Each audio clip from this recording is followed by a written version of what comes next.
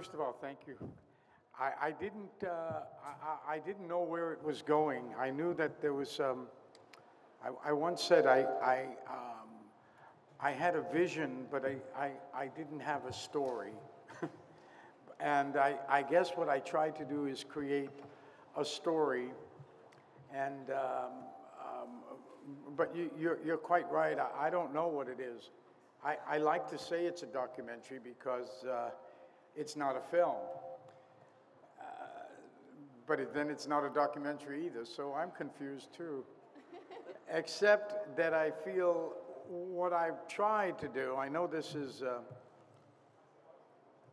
I wanted to make a kind of collage and put it together like of stuff that by the end of it, you get the idea of what I was doing. I wanted to reflect some of who Oscar Wilde was, what he went through, but not intensely, not like a documentary would do it, which would be much more complex. I thought that if I gave an overview of Oscar Wilde and connected it in a way with the struggles we were having to put a play on, and the actual play of Salome, that somehow they would interconnect, and somehow it would be revealed by the end of the movie what I was trying to say. Well, at least it would have been revealed to me. But I think that's what I was doing, and trying to sustain it. There's Jessica Chastain, who I really believe is the reason I made the movie, because as soon as I met her and saw her, I thought this is the person to play Salome. If I ever saw one, I must get her to play it before the world picks her up, as it's done now, and turns her into the next big star. So she was very gracious and said yes, and so we did it. And I think it was this idea of creating something that would reveal things about myself also, because I interject myself throughout it as a kind of goofy guy, or someone who's trying to deal with the process, whatever you want to call it, the process of making movies or doing plays, or the creative process. You can call it all these things, but that was my idea. And the idea of Richard III, when I did a movie about 15 years ago called Looking for Richard, was simply to see if I could get the audience to relate more to Shakespeare. If I broke it down, that play, Richard III, using documentary style. Because in America at the time, and still is, the Americans and their relationship to Shakespeare, and myself being an actor who has always wanted to play Shakespeare and has played Shakespeare, but it is difficult in our country of America to be accepted readily, or it was, as an American doing Shakespeare. That belonged to the rest of the world. With Americans, it was somewhat, except for the great actors who have played it and have risen above the prejudice, and the great Joseph Papp, who created the Public Theater, where he interracial casting and stuff. So people from all parts, because in America we're from all parts of the world, and so to be able to express that in a film. But what the film was always trying to do was present, by the end of it, this play, Richard, that you now, as an audience, hopefully understood. That was my whole point. In Salome, it's to give a sense of what I felt when I saw the play, and to give a sense of a great writer, a genius, if you will, who was taken out before his time, and to show in a way some of the style of his play Salome, and how passionate it is and was, and how the Salome, some of the issues in Salome, in the play, are revealed, and how interesting they are, and how inventive Oscar Wilde was in doing this, which is not his style of writing at all. He's known for something entirely different. So, and I thought by covering his life a little bit, it would shed some light on the play. I think I could go on talking forever if someone doesn't stop me.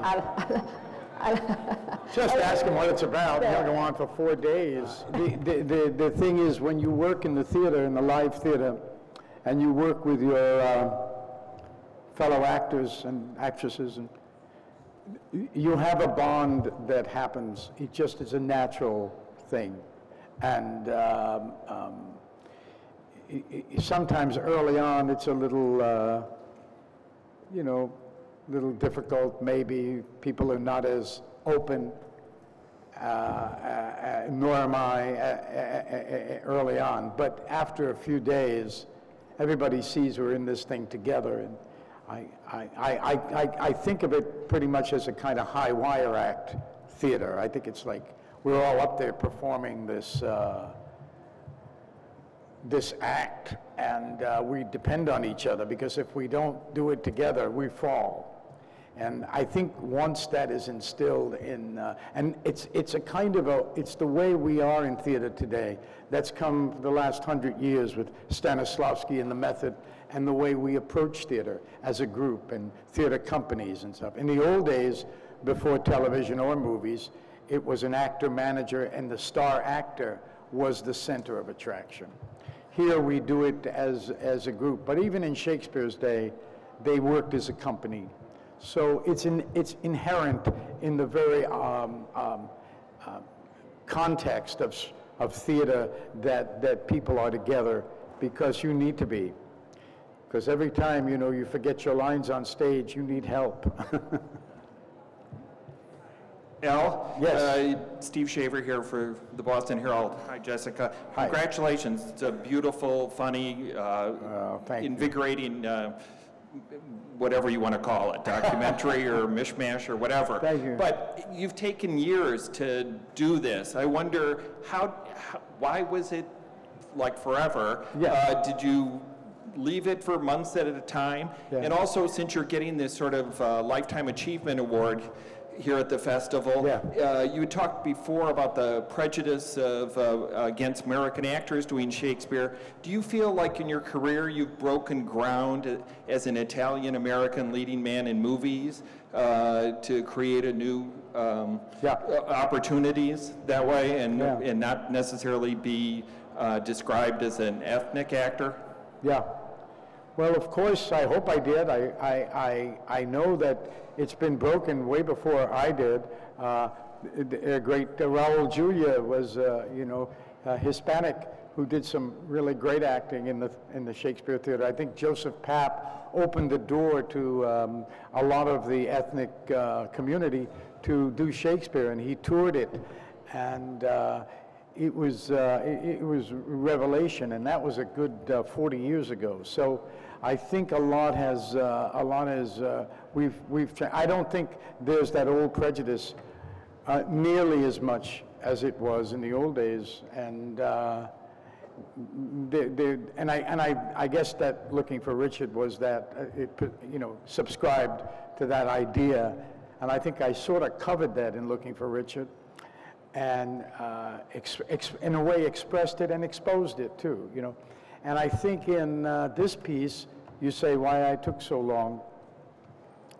Well, I didn't know where I was going with it, and we operate on by the fly here. And any documentary filmmaker will tell you it does take a while, but I was doing other things intermittently. I had other movies I would go off to do. But interestingly enough, having worked on it, finally I said to Barry Navidi, the producer here, who was, without which this thing would not have happened. He made such a major contribution artistically to this endeavor. I couldn't do it without him. And we did it together. And so at one point I said that I wasn't going to look at the movie for 5 months because I didn't know where to go with it. And finally, at 5 months, I took a look at it, and I sort of knew what to do. I think it's like if you do a painting and you step back from the painting in order to see it. I think part of my luck was that it worked because we had been showing it to audiences, and occasionally I would get feedback, but it wasn't until I stepped back. And I think that's part of what, and then 5 weeks later I had done what you saw. I finished it. I knew where it was. I didn't while we were doing it. That's because when you don't have a script, I tell you, I recommend having a script. To myself too. I say it every day, I'm going to have a script next time, if there is one.